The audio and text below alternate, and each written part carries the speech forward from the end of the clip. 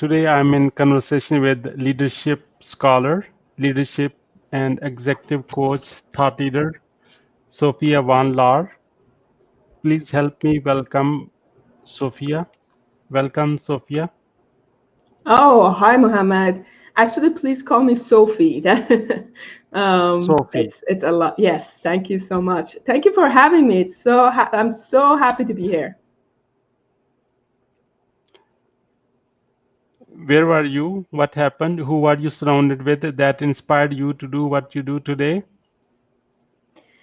So, very good question. I think it's one of those things that you have to look at the narrative of your life and see how things happen. And there's a lot of butterfly effects, right? Like it's very hard to take the thread of your life and find where it began. But I would say my curiosity has led me to be who I am today and be very multidisciplinary about what I do. My background is in neuroscience and engineering, and somehow I've always been fascinated with human brain and performance and optimization. And now I'm working in the social sciences, which I think science is science, regardless of how we look at it.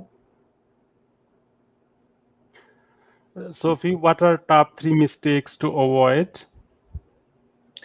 I think I'm gonna focus, Mohammed, if that's okay, on more of a leadership domain of mistakes. I think one of the biggest mistakes some of my clients and leaders make is that they believe that they have to tell the people that are in their team how to manage or how to be, rather than just be a better listener and allow things emerge as they are and coach them and mentor them to come up with the answers themselves. So I think one and two would be these two, because I think not listening and answering are my number one and number two. And number three, I think it's creating a safe space for people to develop their intrinsic motivation and experiment and allow them to grow and just have a bit of an entrepreneurial approach to life. And I'm a huge believer of experimental learning and allowing people to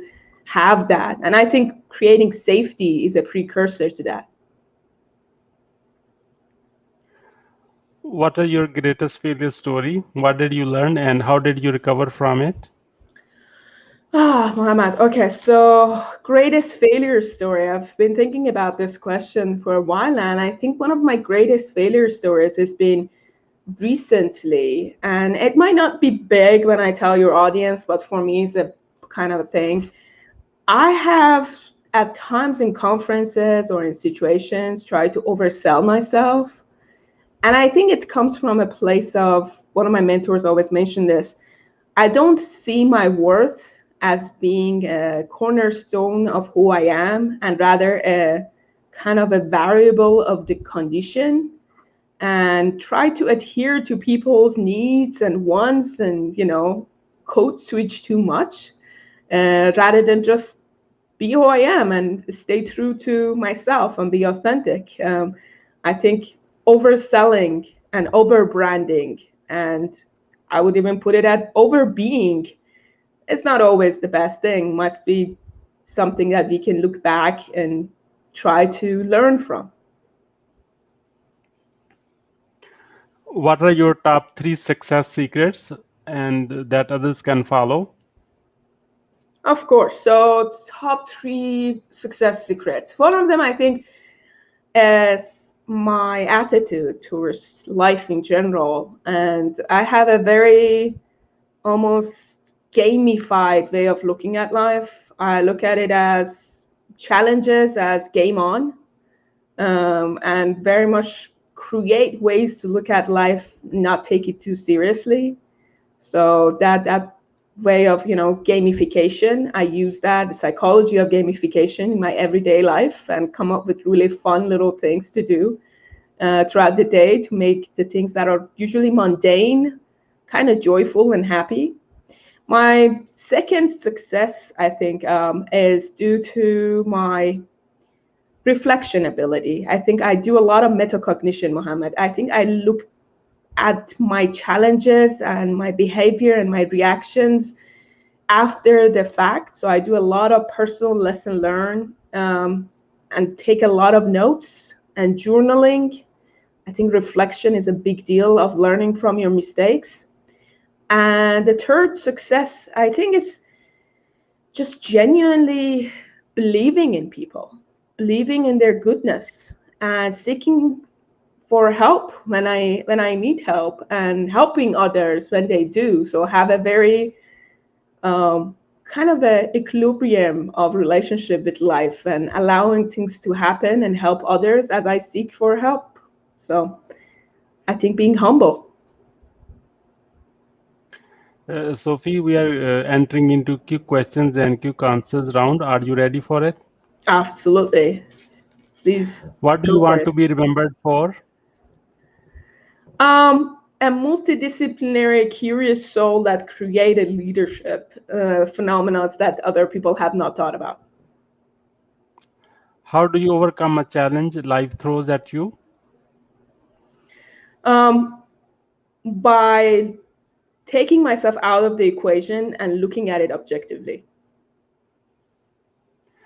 Once you have a revenue generating idea, how do you convince your significant other? Um, to quit his job? I wasn't entirely sure about this question. Oh, to Once, get him to get on board with my idea? yeah. Okay.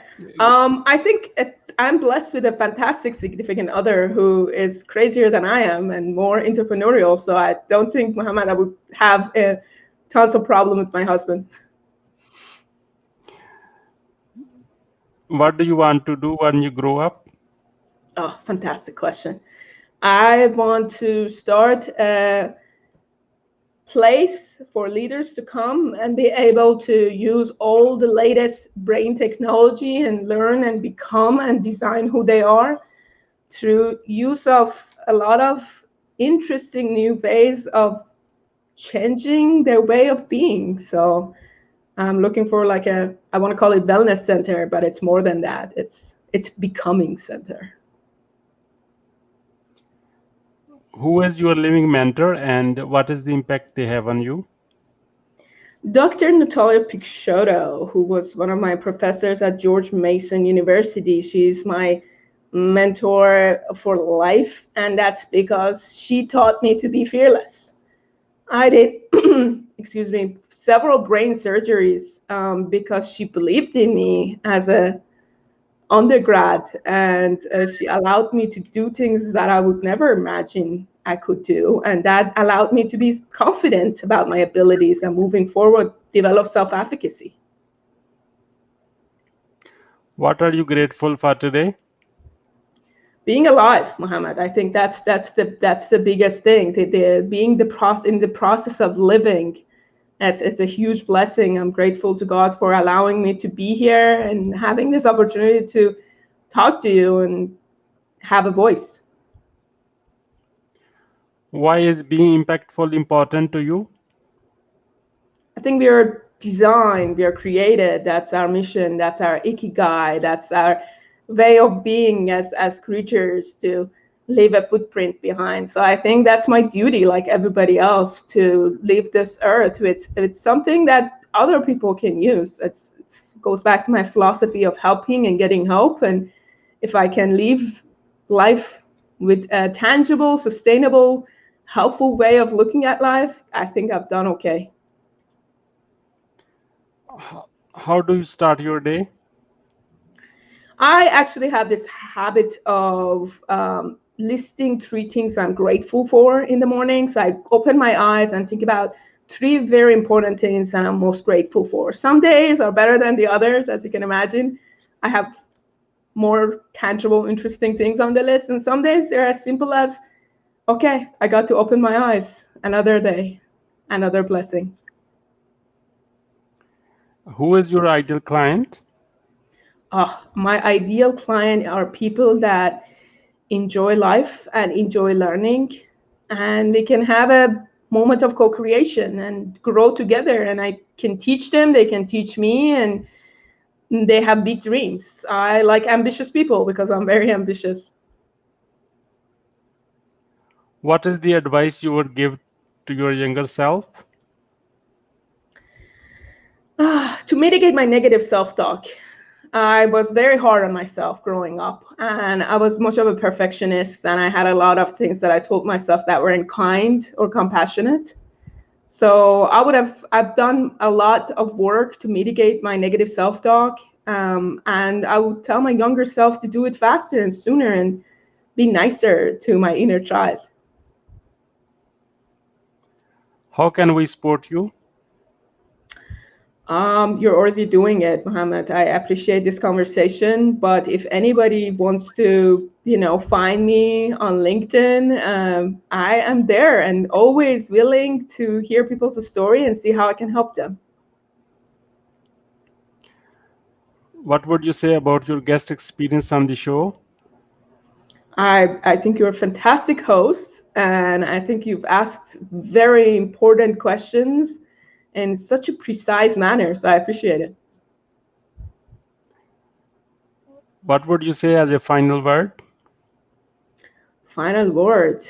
If I'm referring to people that are leaders now or they're self-leaders and they want to become their own thing or grow, I think that it again goes back to this: be okay with who you are and stay curious and find ways to create and experiment. And there is nothing you cannot do if you put your mind into it.